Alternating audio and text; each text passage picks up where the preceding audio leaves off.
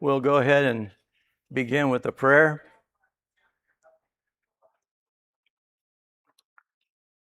Heavenly Father, we bow humbly before you. Our hearts are gladdened by the opportunity that we have to meet together this evening. Father, there are several of our number that are having difficulties with deaths in the family and illnesses that are still unresolved.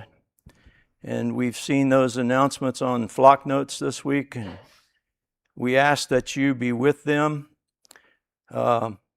comfort those that are grieving the loss of loved ones, and strengthen and encourage those that are still dealing with medical problems.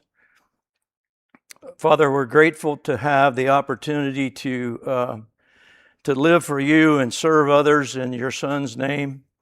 And we ask that you be with us tonight as we discuss things related to your creation. Help us to go through the rest of the week and live as Christ would have us to live. Keep us safe. Be with the leaders of our nation, the first responders, and everyone that looks after our welfare. We especially are grateful, of course, for your Son and all that he did for us, the sacrifice that he made.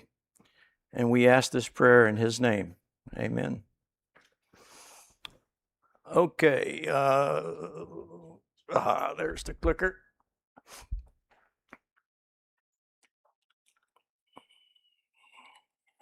I got to remember to turn it on.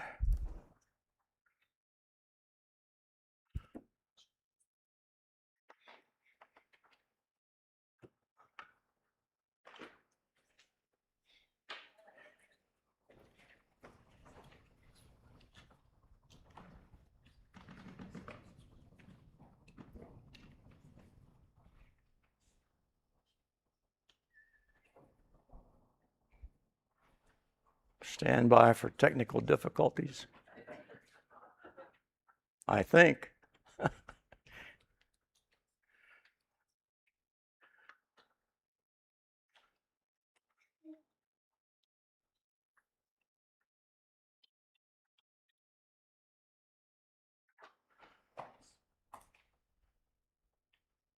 Well, let me describe the first of the 41 pictures that I have.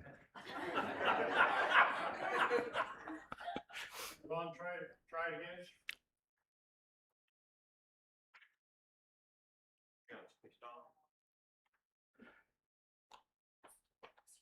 It's turned on. Says it is. No, maybe not.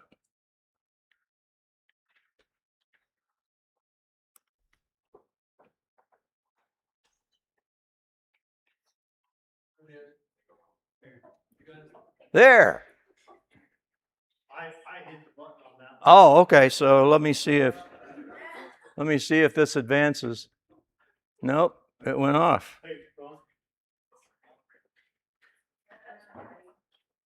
Oh. Oh.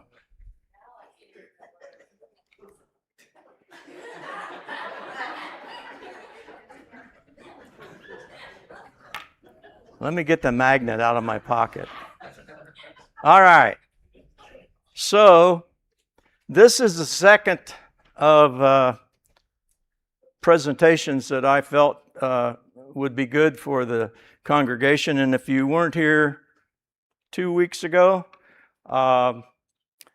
we're doing this because there's still some controversy out there in the world about, was this universe, were we just the result of random fluctuations in some system that had no intelligence behind it?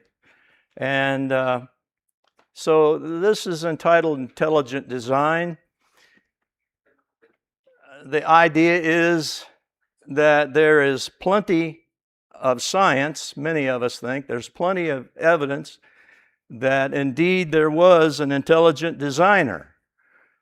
And the first session, we talked about the physical universe. And this session, we're going to talk about the biological part of the universe.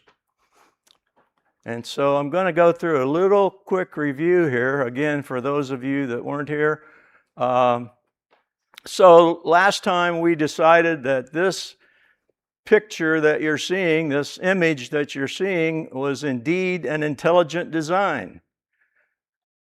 It just is improbable that it happened by random chance, that all of these planets and moons and all of this other material out there is in such wonderful harmony.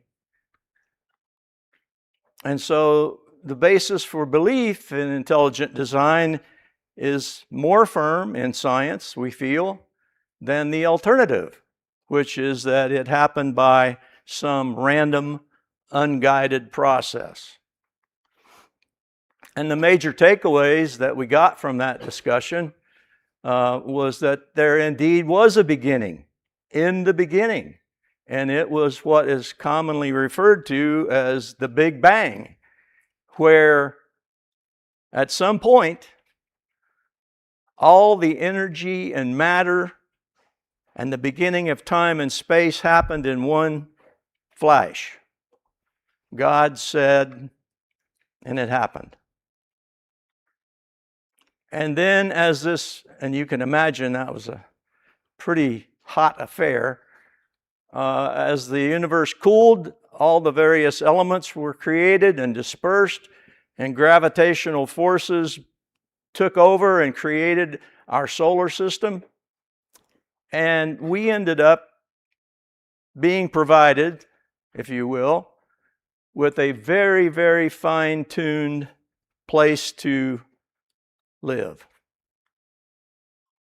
And then we had some quotes from some notables, and I won't spend a lot of time, but Einstein finally came to the point where admitting that indeed there was a Big Bang, there was a beginning. This and all of these folks are physicists, which I'm certainly not. But this man said, if you're religious, it's like seeing God. And this fellow was with NASA and one of the folks that was involved with all of our attempts at space exploration said, this is a supernatural event, unknown in the realm of physics. Everything, matter, energy, time, and space came into existence. Another one said that the Big Bang is an exceedingly strange development, unexpected by all but the theologians. And that development was the ability for physicists to trace back to this point in time, which they call a singularity. And another fellow said it's a strange convergence between modern cosmology and the biblical view that the universe simply flashed into existence. So, again, the intelligent designer is much more likely than believing that it came about by random, unguided processes. So what are we going to consider tonight? Again, common sense. We all are perceptive. We all have been given minds and the ability to reason and think. Chemistry, biology, probability, what the Bible says. And the primary sources, I had these up the last time. I'll put them up briefly now. 2 books that I've read. The first one is a fairly easy read. The second one is a slog. It'll take you, it took me quite a while to get through it. But Stephen Meyer goes through in exquisite detail and presents all the countervailing views to God's origin, or the God's creation, if you will. And it's very enlightening. All right. So biology, as opposed to the physical universe that we talked about last time, is also matter and energy. But in addition to that, it is coded, specified information. Pick up your songbook. That is coded, specified, specific information. It's not just random garbledygook. Otherwise, Philip would be very disappointed in our attempts to try to follow him. And the other big difference is that many biomolecules can reproduce. Minerals cannot reproduce. Life arises only from pre-existing life. Plant and animal cells only originate from pre-existing cells. We all know that, right? So here's a salt crystal, sodium and chloride in a specific arrangement. That's information, but it's not specified, actionable information. I can take a hammer and hit that large salt crystal, and I can break it into many more salt crystals, but I haven't created any more salt. DNA inside many, if not each of your cells at this very moment is reproducing. Why? Because we lose cells constantly. What do they say? 70%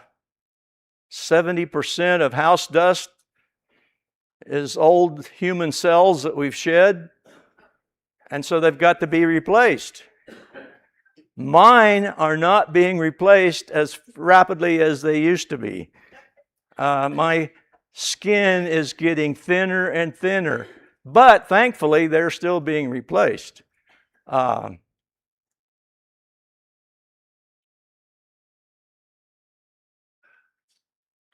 So what's the God hypothesis here? The biological universe is not eternal. It's not self-existing.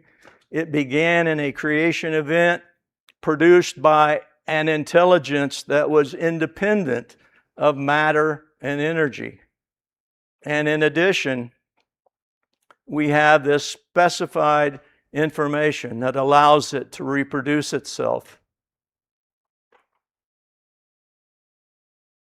In Acts, Paul was talking and he said to the people that he was talking to, "Turn to the living God who made heaven and earth, giving you rain and crops in their seasons. He provides you with plenty of food." Now, I know these are very difficult to see maybe from where you're sitting, but these are two molecules.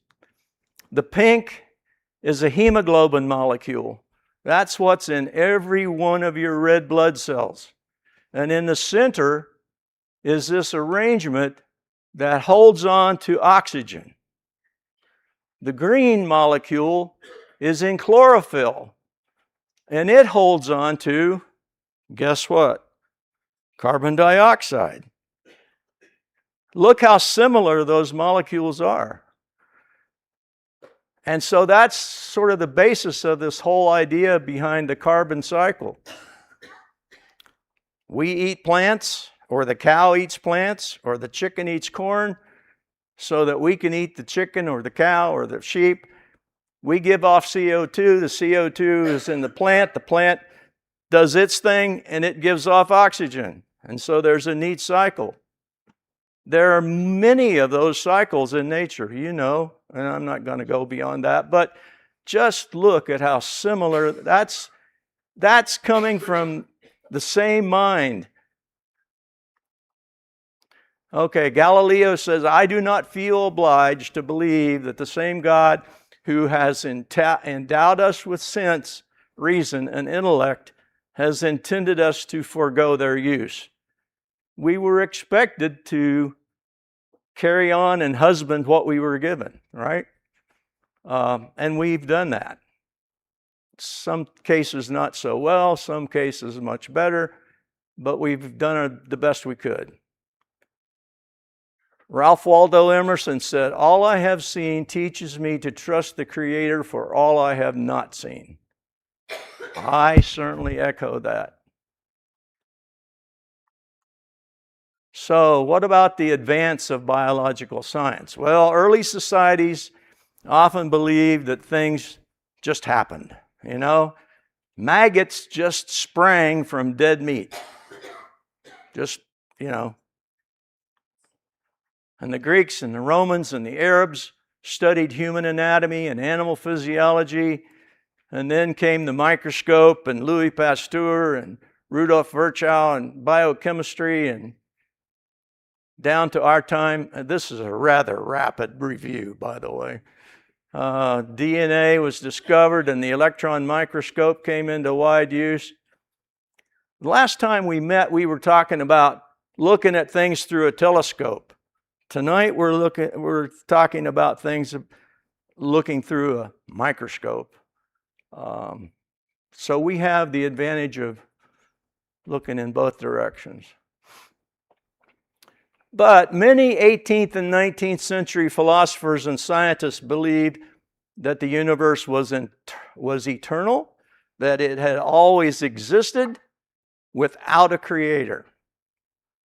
And of course, the one that we all think about is Darwin, probably. And Darwinism tries to tell us, I should change that wording, tries to tell us that life evolved from non-life, that it all just came together in some organic soup on the primordial earth, and all of these atoms just linked up by random. But the only organic molecule that man has ever been able to create from scratch, in other words, with no input from any biological precursor, is urea. So they put a bunch of CO2 and some nitrogen and some water vapor and put it in a beaker container and zapped it with a bolt of electricity. And finally, after many trials, they ended up with urea. Urea is actually a breakdown product of protein, ironically. Okay, now we're going to get into some more chemistry. Carbon, amino acids, proteins, DNA. Bear with me. There's no exam. Just hang in there. So carbon is a really critical element for biomolecules. Without carbon, we could not have long proteins, carbohydrates.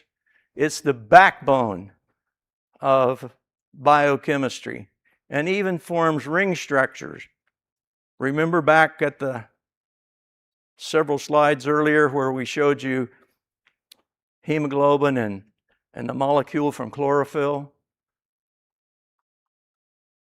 Chemists have tried and tried to create carbon by colliding other atomic elements. And they have created some, but they've never been able to create carbon. Carbon is a cosmic product of burning, if you will, basically extreme heat and pressure, forcing 3 helium nuclei into a carbon. And that only can happen in God's cosmos. Hasn't been able to be done in a laboratory. What about amino acids? Everybody's probably heard of amino acids. That's why you were told to eat your cereal, right? You got to get your amino acids. Well, there are 20 that are bioactive. and they are the building blocks of protein. The hair on my head, which used to be there, was made up of protein, almost entirely of protein. And here are 3 amino acids joined together, and that's what protein is. It's just a long polypeptide chain. And it's unique in its makeup, and you can kind of see there, it always has a nitrogen, an amino group. That's why they're called amino acids. And 8 of the 20 are essential. We've got to get them from our diet.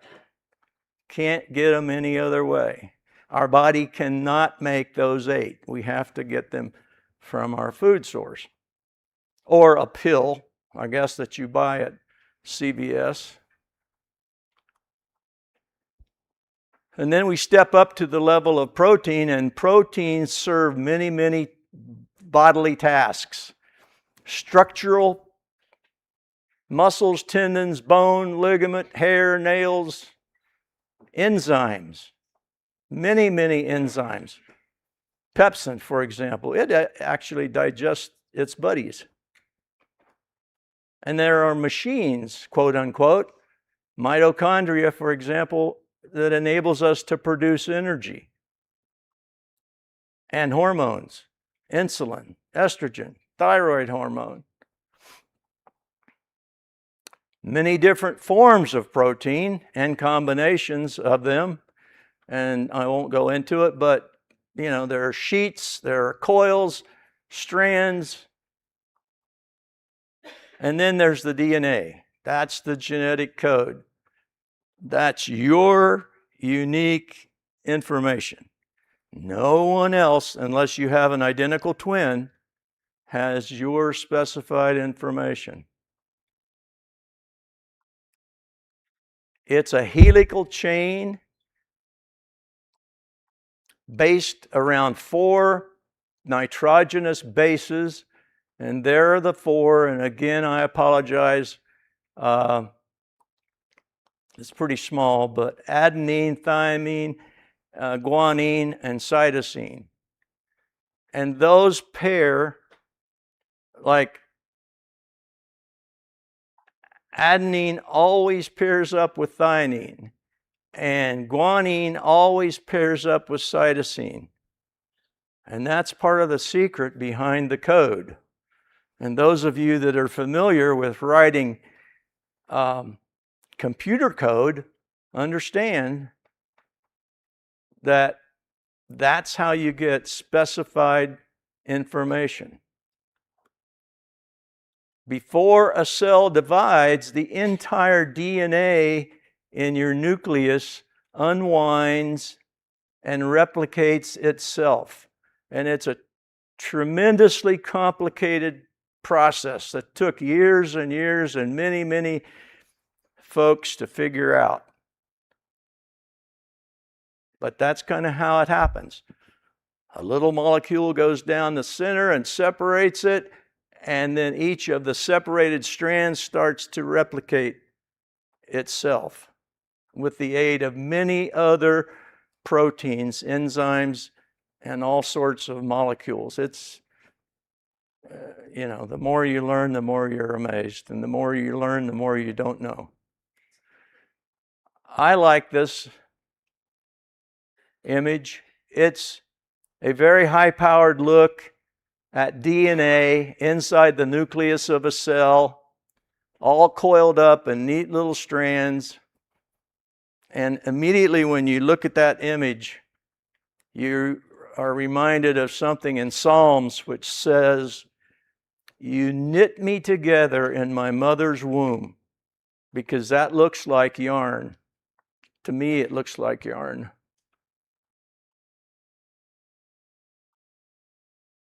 So then we come to the point of talking about codons and genes. A codon is a 3-sequential nucleotide element, like we saw earlier. For example, the guanine and the thymine and the adenine That's the code for the amino acid valine, one of the 20. And so a gene segment then is part of the DNA that contains instruction for a specific characteristic or trait or process. So, for example, GTA plus TCG plus AAG plus ACG or AGC plus CTT, and I made an error there. And that happens inside your body. And guess what? You have equipment to correct those mistakes. And mistakes happen inside your cells all the time, and they're corrected. Most of the time. Occasionally not, but most of the time.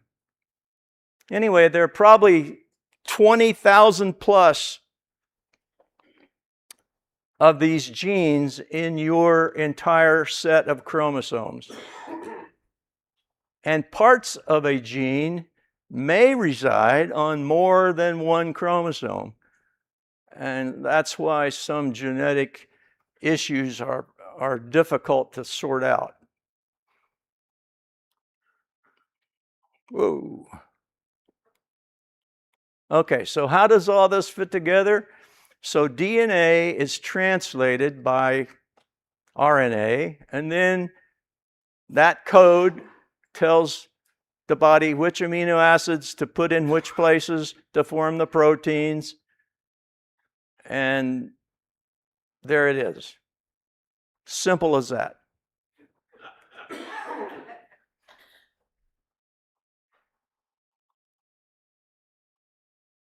Now, we need to have an even number of chromosomes. And by that, I mean an even number of pairs. I mean, they're in pairs so that half of each pair comes from each of your parents. And you know that. I mean, most of us know that. Okay. So a donkey, for example, has 62 chromosomes, 31 pairs.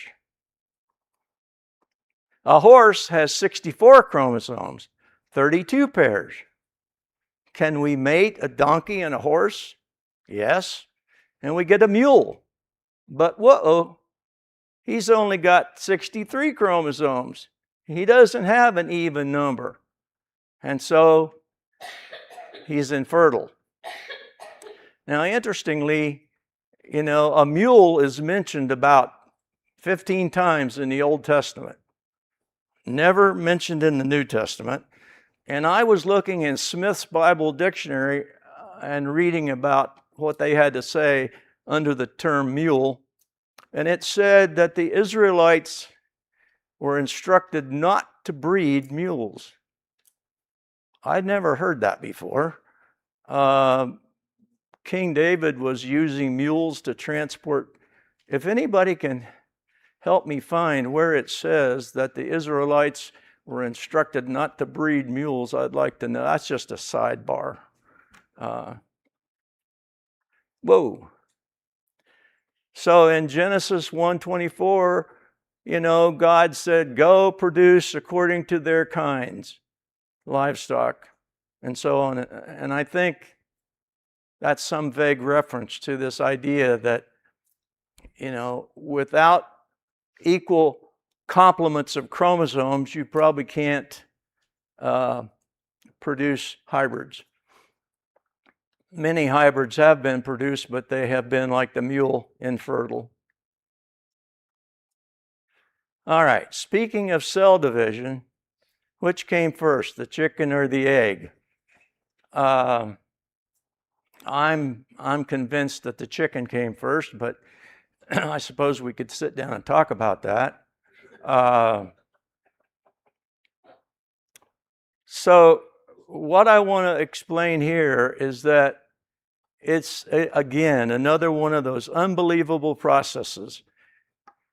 You start out with a fertilized egg, which then divides into 2, and then into 4, and 8, and 16, and you get this hollow ball. And then suddenly it invaginates, and that's the beginning of your GI tract. And it just goes on from there. Every cell past that first complete cell has all the information that all of the future cells in all the different kinds of organs will ever need. It just baffles me when I think about it. Still, used to, still does. Those first two half cells had every bit of information that every other daughter cell on down the line would need. And there's a cross section of the embryo up at the top, and there are three major types of tissue. The ectoderm, which ends up being your skin and your central nervous system. Your endoderm, which is the lining of all your intestines, your liver, and all the organs that sprout off of your intestinal tract. And the mesoderm, which is everything in between, muscles, bones, ligaments, tendons. So obviously there are genes that are being switched on and switched off and switched on and switched off, depending on where you are in life.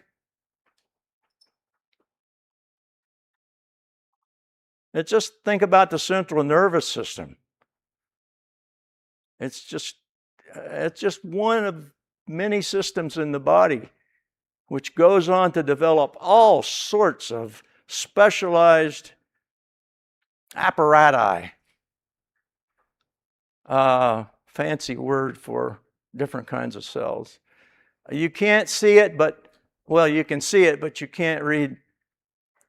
On that long central image there in the center, you see those two little things like two little C's, red C's. Those are the linings of the retina, which is going to be your eye. Eye itself is an amazing, amazing organ. As far as Darwin is concerned, I don't think we've ever found any fossils that had partial eyes. They either had no eyes or they had a complete eye. I had cataract surgery on one eye back in November. I had cataract surgery on the other eye back in February. I was talking to one of my buddies in my model railroad group, and he also had cataract surgery. And we were comparing notes and talking, and he said, "You know, Ron, I talked to my ophthalmologist the other day and told him, I'm not real happy." He asked me how I was doing. I said, "Well, pretty good, but I'm just not completely happy." He said, "What's wrong?" He said, I told him, "I still haven't been able to see my wife's point of view."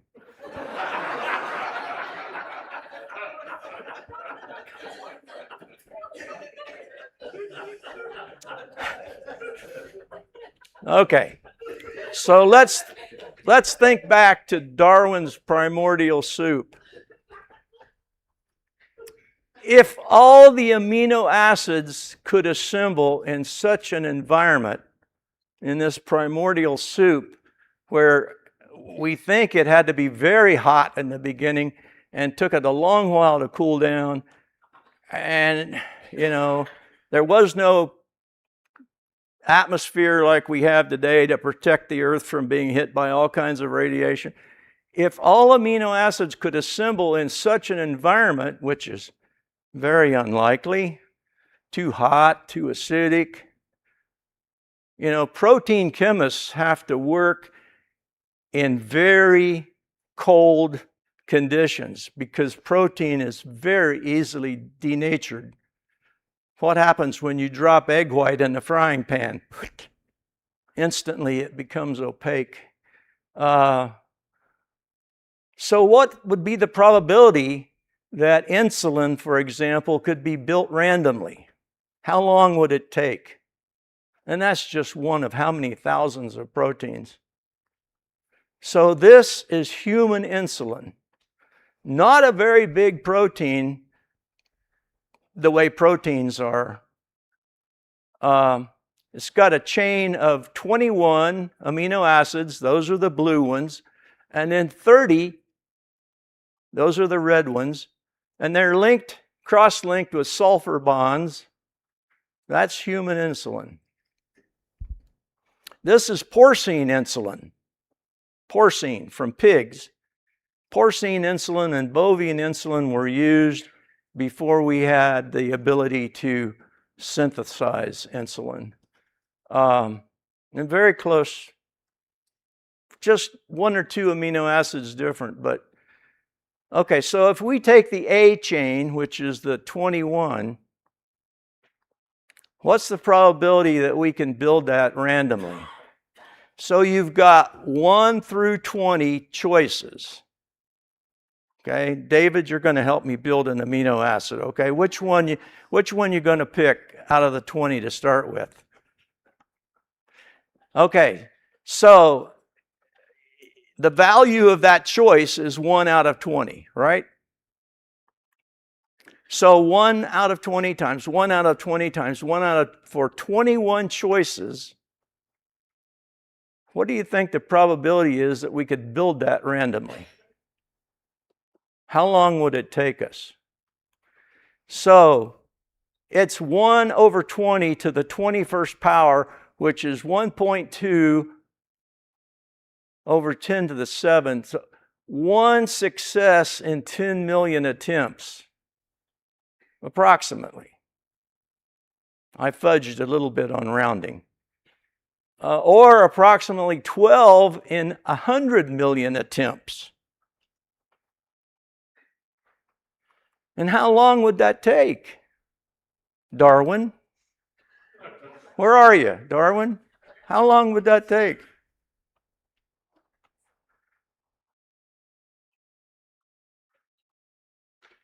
So Darwin talks about mutations, you know. So we get a mutation, this bird gets a mutation and, you know, forms a spiral beak or so, I don't know.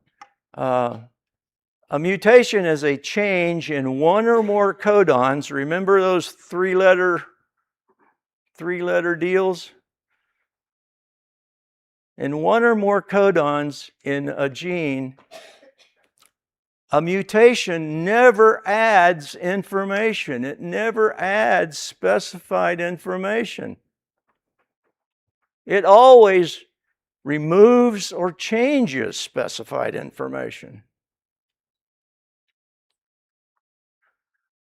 And thousands of generations of mutated mice and fruit flies, and those are just two examples, in laboratories, there's never, to my knowledge, there's never been a better fly or a better mouse or a new species come out of all of that. So Darwin's theory that species X turns into species Y fails on multiple levels. For example, all turtle fossils pretty much look like turtles. You and I could say that's a turtle, and that hasn't changed over however many years they say turtles have been around.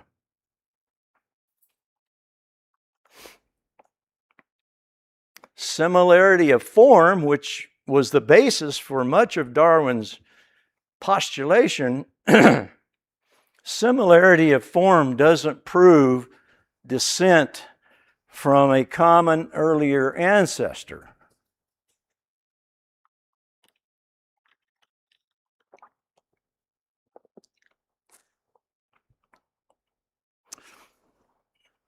Bone structure is similar inside a seal flipper, inside a human arm, inside a bat wing. Why? Well, this is a quote from another guy. The Creator's design plan is the same for all major categories. I mean, He had a plan.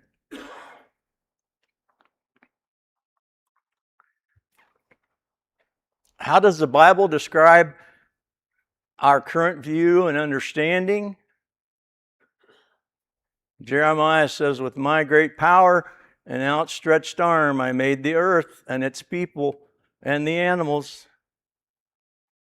Now, I have a lot of questions that are unanswered, and you probably do too, and maybe someday we'll find out some of those answers. But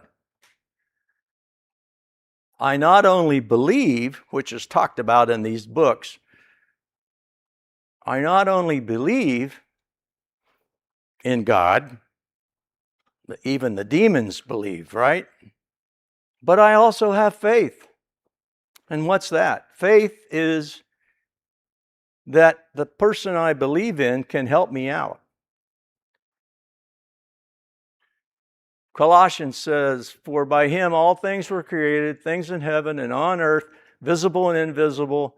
By him all things hold together.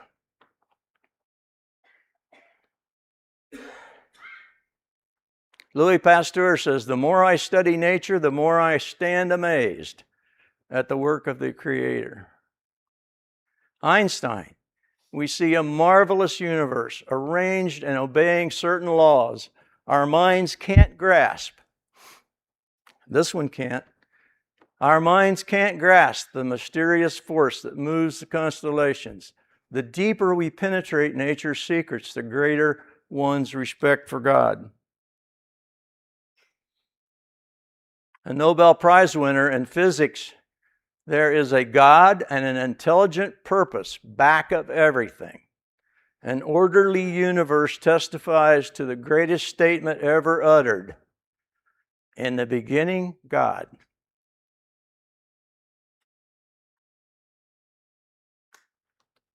There is not a shred of evidence, objective evidence, I should say, to support the hypothesis that life began in an organic soup here on the earth. And the final comment, Romans 1:20. For since the creation of the world, God's invisible qualities, his eternal power and divine nature, have been clearly seen, being understood from what has been made, so that men are without excuse. And women. I'm happy to explore any of this if you have questions. If you think I messed up with the chemical formula, please come and tell me. And I appreciate your attention. Thank you very much.